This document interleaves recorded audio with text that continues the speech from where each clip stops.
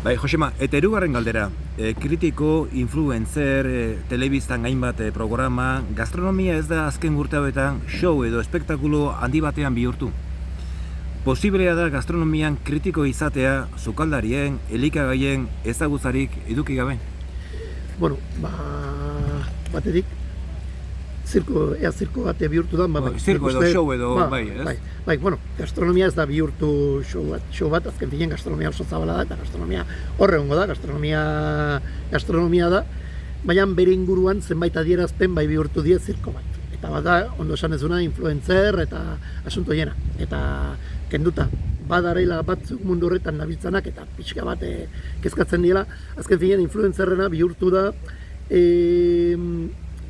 gauza bat jendeak ikusten duena aukera bezala dirua irabazteko, eta ez besterik. Osea, agian salbuesperen bat egongo da, baina nik hasi naiz garai batzutan zenbait influencer jarraitzen ikusten olako jende gaztea zala, eta errezetak eskintzen zituztera beraien bideoak, erakusten zuten gauza interesgarriak nola egin, produktuak erakusten zituzten, baina jarraitzaiek lortu ahala, ia denek, baina praktikamente denek, bukatzen dute zabor jana erakusten. Hamburguesak, plater prekozinatuak, frankizien dendak edo tabernak, orduan, iristen da momentu bat, diru eskaintza bat jasotzen dutela, jarraitzaile dauzketelako, eta berdin zaie zer egin dute ordura arte, hasten die bereien printzipio guztiak hazten, eta bihurtzen die zabor janaren profetak edo bozgoragailuak. Orduan, hori ulertu behar da gastronomiaren adierazpen bat dela, baina ez daukela zer ikusirik gastronomiarekin, gastronomia hor dago. Eta nik pentsatzen dut moda bat dela, eta moda hori bukatuko dela. Arazoa da, neurri batean, olako komunikatzeiek, olako influentzek edola, gazteekin nahi kondo komunikatzen dutela. Ze gaude momentu delikatu batean gastronomiarentzako. Eta da, gurasok, azken gurasoak, ez dute etxean sukaldatzen. Claro, ni naiz generazio batekoa, zarra gean, berez nire aita izango balitz, jubilatu beharko nintzak hemendik 9 urtetara, ezin dut esan guraso gazte bat naizenik, naiz eta alabak euki 14 eta 17 urtetako jartzen diatela batzutan nire tokian, baina ni ez naiz guraso gazte bat. Baina ni baino gaztego dien guraso, ez dute sukaldatzen etxean, janariak kanpotik ekartzen dute, sukaldatzen dutena izaten da plastiko bat ireki eta berotu, edo zatituta daren filete batzu plantxatik pasa eta saltxe bat bota eta atera, batzuk ezakite ez da patata bat zuritzen, eta hori arazoa sortzen nahi da, ze beraien semek hori da eredutzat hartzen dutena, kalen ikusten dutena, eta azten dienen bideotan eta olako pertsona ikusten, fiatzen die edo giatzen die beraien kriteriotaz. Hori da arazo oso handi bat eta nola baite bilatu beharko genioke irteera.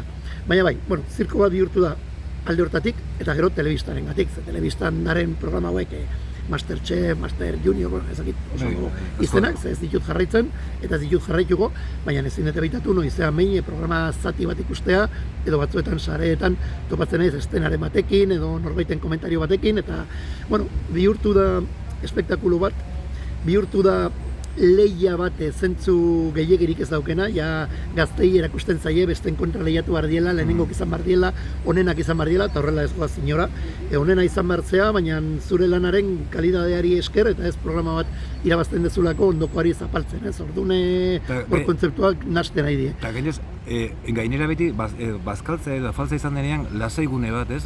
Lasaitasuna hitz egiteko, eta ari dira bez, kompetibidadea orduetan zartzen ere, ez? Kompetibidadea, inbidiak, haunditasunak, hori sortzen da eredu bat ez dela bat ere politia, eta gaina bertan prestatzen dien platerrak eta egiten dien preparazioak eta ez die berez jatetxe normal batean egiten dienak, eta ez daukete zer ikusirik, etxean ikasi beharko genukenarekin elikadura on bat eukitzeko. Ez, falta da igual Masterchef bat, baina lehia eta tontakeri guzti hori gabe, eta berez ze jan behar dan erakutsiko dona, baina hori ez luke eukiko ez audientziarik, ez publizidarik, orduan, amestera uste balin badegu gaur egungo telebista ereduan olako programa bat etokia eguiko doni. Da gero galetu jazu, aberre jakinduriari gabe, aberre komunikatu lehiken.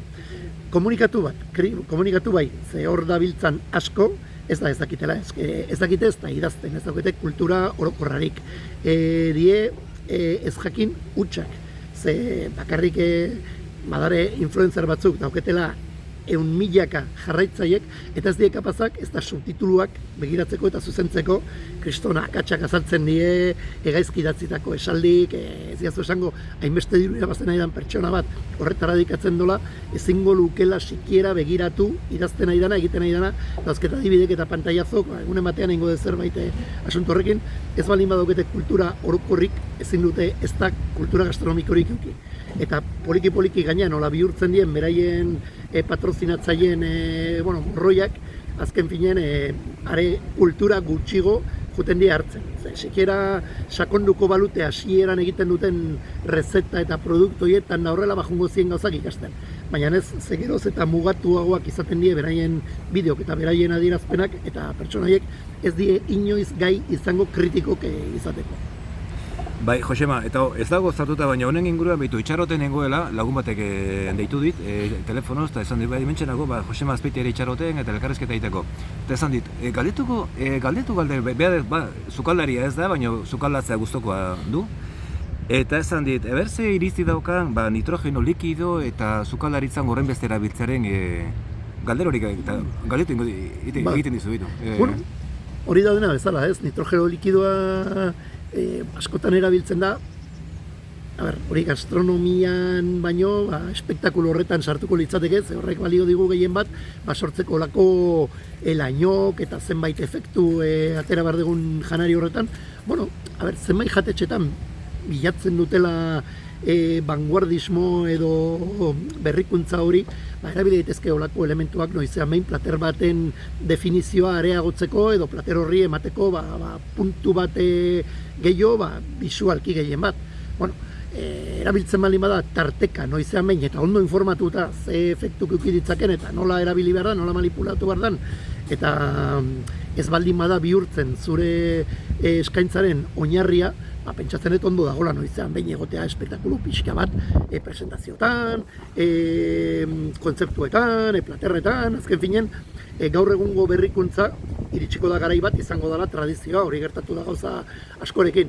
Hora, esan dizutena, ez adila bihurtu hori gure oinarria edo beti topatuko dugun gauza bat platerretan, azkenean batetik aspertuko gea, eta gero gozoietaz abusatzea beti bukatzen do, edo istripu bat eukitzen produktuarekin, edo norbait ospitalea jumar dela irentxi bartzon zerbait basuan edo euskarrian, eta azken filen kontu zibili behar da gozoiekin pentsatzen da. Eskerrik asko, Josema.